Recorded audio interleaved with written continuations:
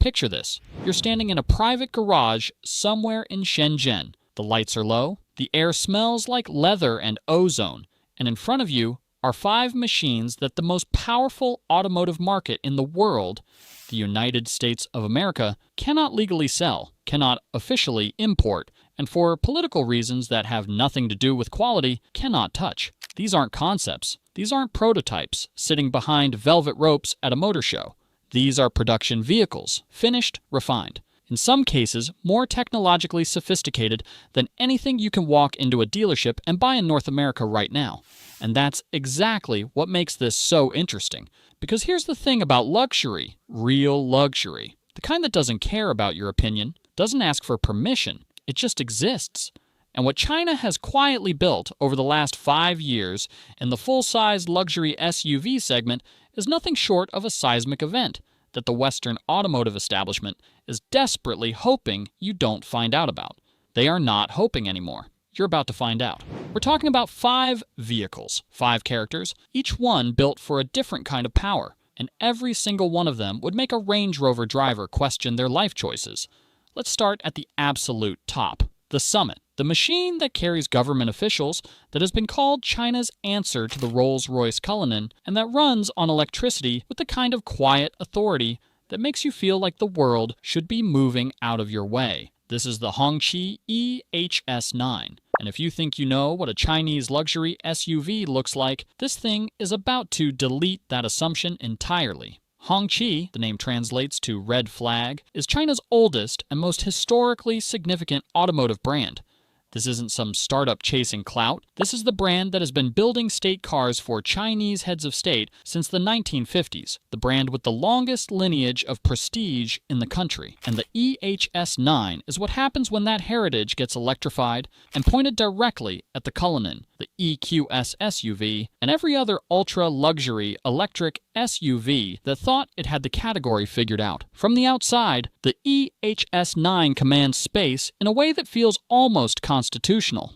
It's massive, the front grille, and yes, it has a grille even though it's electric, because presence requires visual weight, features a vertical slat design flanked by slim LED lighting that references traditional Chinese lantern aesthetics without being obvious about it. This is a car for people who don't need to explain themselves. The proportions are long, formal, almost ceremonial.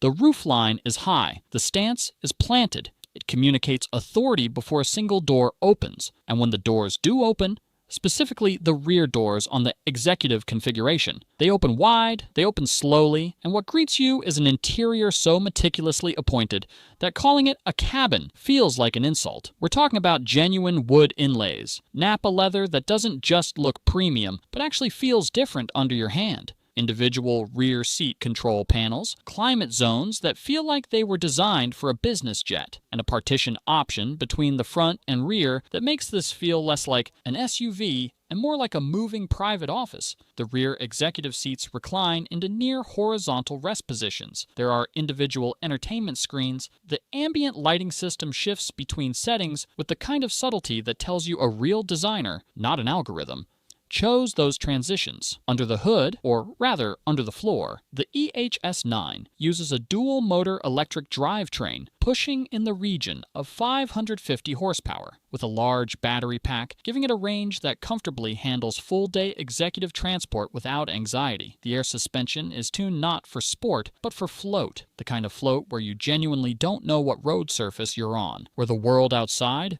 becomes something that happens to other people. In the United States, this vehicle is effectively blocked. Tariff structures that now sit at extreme levels make importing Chinese EVs commercially non-viable, and the EHS9 has no U.S. regulatory approval pathway under current policy. North of the border, however, Canadian enthusiasts are already navigating the import process. The regulatory environment there offers different pathways, and for a buyer willing to invest the time and the paperwork alongside the purchase price, which puts this vehicle in serious Cullinan-adjacent territory, it can be registered and driven legally. They're doing it quietly, but they're doing it. Now let's talk about a vehicle with a different kind of ambition. Where the Hongqi is about heritage and formality, the Nio EL8 is about the future being already here. Nio is the brand that made the automotive world uncomfortable, Because it didn't just build an electric luxury SUV, it built an ecosystem. And the EL8, the top of that ecosystem, is the vehicle that makes premium electric SUVs from legacy brands look like they're still figuring out the basics. The EL8 replaced what was called the ES8, and it represents a generational leap.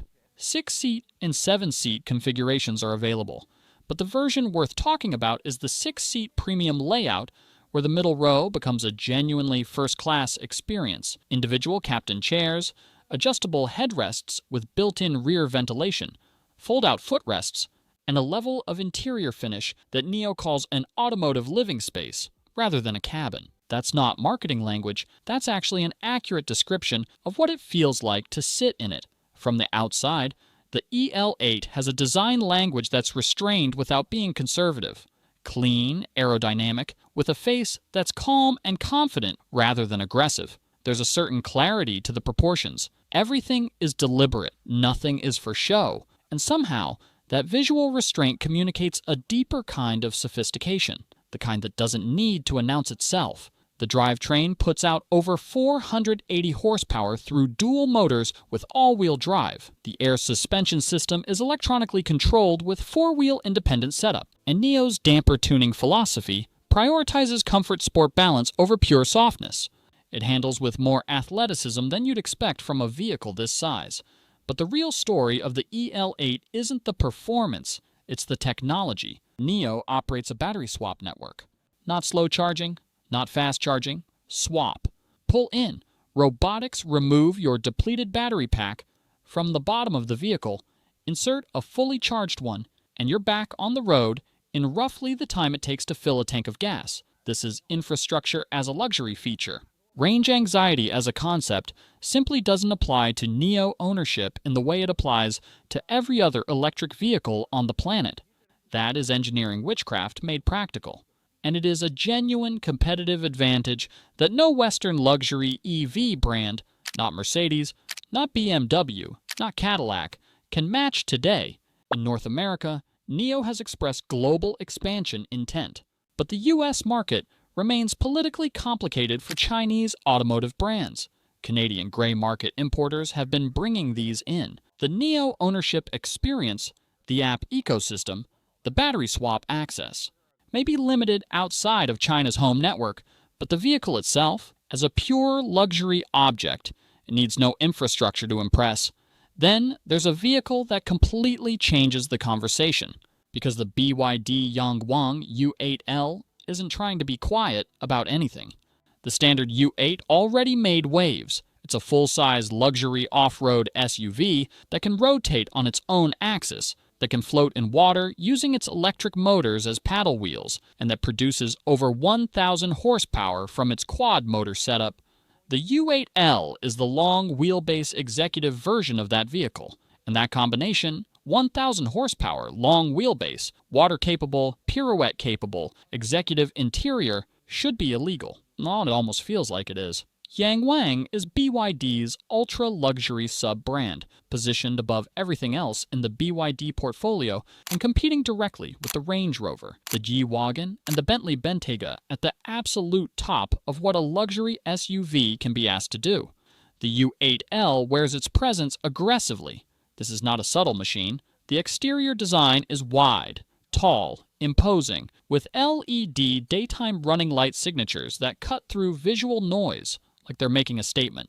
The front end is broad and authoritative. The body sits high. The stance says, move. Inside the long wheelbase executive configuration, the rear seat transforms into what BYD describes as a first-class lounge. Massaging seats, individual climate, rear entertainment, the same premium material vocabulary you'd find in a Bentley, but packaged inside a vehicle that can also, should you need it to, wade through a flood. The contradiction is the point. Maximum capability and maximum luxury occupying the same space. It shouldn't work.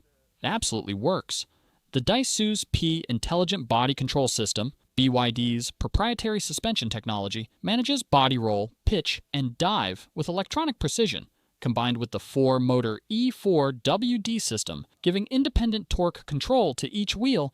The U8L can navigate off-road terrain that would stop a Range Rover cold while its passengers continue a video call. That is not an exaggeration. That is the engineering brief. U.S. buyers cannot access this vehicle through any official channel. The tariff environment, combined with the lack of U.S. safety and emissions certification, creates a wall.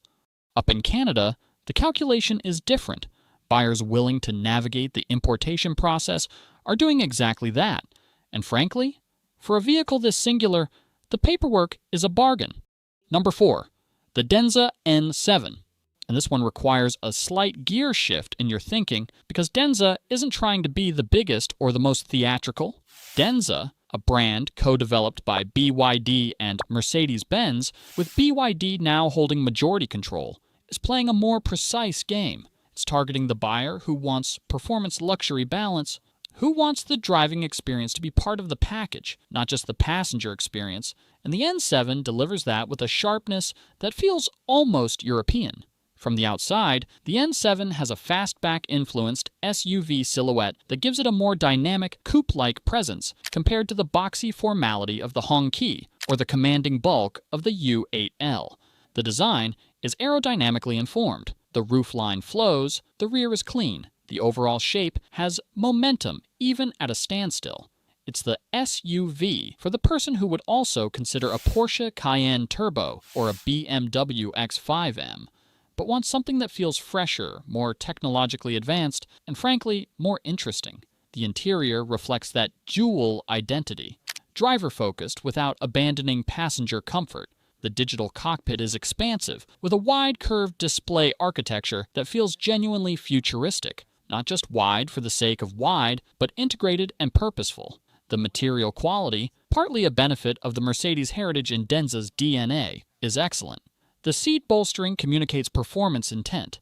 The ambient lighting, the speaker system, the overall sensory environment is cohesive in a way that only comes from genuine design discipline.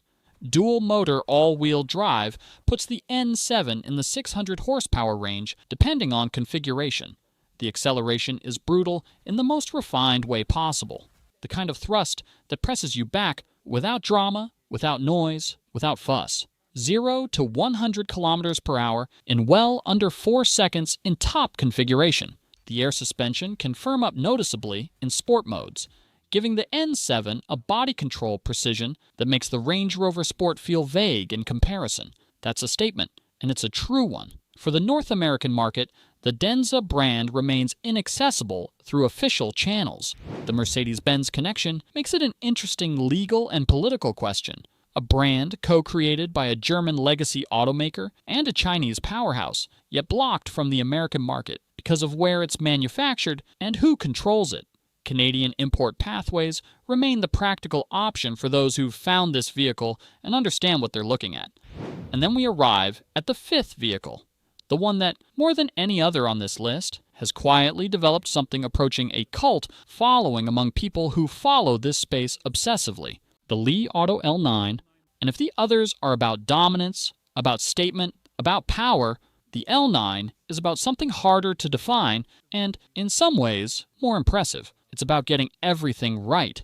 Li Auto built its reputation on extended-range electric vehicles, essentially a large battery electric system with a small onboard generator that acts as a range extender, eliminating range anxiety completely without requiring the battery swap infrastructure of NIO. The L9, as Li Auto's flagship 6-seat luxury SUV, uses this eREV system to deliver the electric driving experience, smooth, silent, instant torque, with a real-world range that exceeds most traditional SUVs running on pure gasoline. You never have to think about charging infrastructure the way you do with a pure BEV. The range extender handles anxiety. The electric motors handle performance. On the outside, the L9 presents with a confidence that's proportional rather than theatrical. It's large, genuinely large, with a long wheelbase that signals interior space before you ever open a door. The front end is clean and modern, with a full-width light bar signature that's become something of a Li Auto design trademark. The overall effect is of a vehicle that knows exactly what it is and isn't trying to convince you of anything. Open the rear door of the L9's top configuration, and what you're confronted with is arguably the most livable interior on this entire list for daily family executive use. The second row seats are genuinely spa-grade in their adjustability and comfort. There is a massive panoramic display for rear passengers that functions as an entertainment and environmental control hub. The third row, and this is remarkable, is not an afterthought, is genuinely comfortable for adults, with its own climate and USB infrastructure. In a segment where third rows are typically symbolic, Li Auto engineered the L9's third row to be used. The intelligent air suspension, combined with a CDC damping system, and Li Auto's proprietary road surface scanning that adjusts the suspension in anticipation of bumps rather than in reaction to them. This is a ride quality that has shocked reviewers who expected something good and experienced something exceptional. The isolation from road noise, the float over surface imperfections, the stability and high-speed directional changes, it's at the level of vehicles that cost significantly more. And the price. When you convert Li Auto L9 pricing into US dollars or Canadian dollars, you arrive at a number that makes the comparison to a Range Rover, or an Escalade, or a Lincoln Navigator almost absurd. Not because the L9 is cheap, it isn't, but because the value proposition at its price point, against what it delivers, makes those Western alternatives look like they've been surviving on brand inertia and customer loyalty, rather than engineering merit, which, if we're being direct, some of them have been. Now let's be honest about something, because this is where it matters. The United States has, through a combination of tariff policy, regulatory requirements, and geopolitical positioning, effectively created a wall between American consumers and these vehicles. Tariffs on Chinese-made electric vehicles are now at levels that make any commercial pathway essentially non-viable, and the regulatory certification process, EPA, NHTSA, FMVSS compliance, requires manufacturer investment and timeline commitment that Chinese brands haven't pursued in the American market under current political conditions. This isn't about safety. These vehicles meet or exceed the standards required in the European markets where some of them are sold or being introduced. This is about trade policy and political calculation. What that means for the American luxury SUV buyer is this: you are being denied access to competition, real competition. The kind that historically forces legacy brands to innovate faster, price more honestly, and deliver more value. The American buyer buying a loaded Cadillac Escalade, a Range Rover HSE, a BMW X7 xDrive 50i, or a Lincoln Navigator Black Label. That buyer is making their choice in a market where the most interesting alternatives have been legislated out of reach. That's not conspiracy. That's just the reality of automotive geopolitics in 2025. Canada sits in a different position. The import regulatory framework there allows for vehicles that meet certain age and compliance thresholds through different pathways. And for newer vehicles, individual import exemption processes exist that motivated buyers are navigating. North of the border, these machines are being registered. They're being driven. They're appearing at meetups and in enthusiast communities.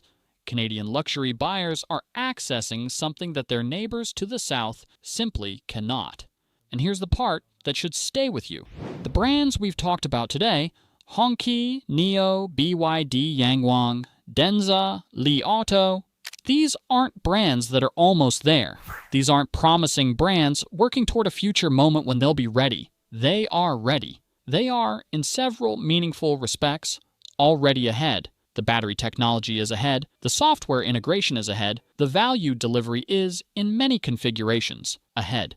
The manufacturing quality, and this is the one that surprises people most when they actually sit in these vehicles, is at a level that would have been inconceivable from Chinese automotive production 15 years ago, and is now simply the standard they operate at. Range Rover built its reputation on going anywhere. The Yangwang U8L goes places a Range Rover won't, while its passengers sit in more comfortable seats. The Escalade built its reputation on presence and interior space. The Hongqi E-HS9 matches that presence and exceeds that interior luxury while running on electricity that costs a fraction of what you'll pay at a premium pump. The X7 built its reputation on technology and driver engagement.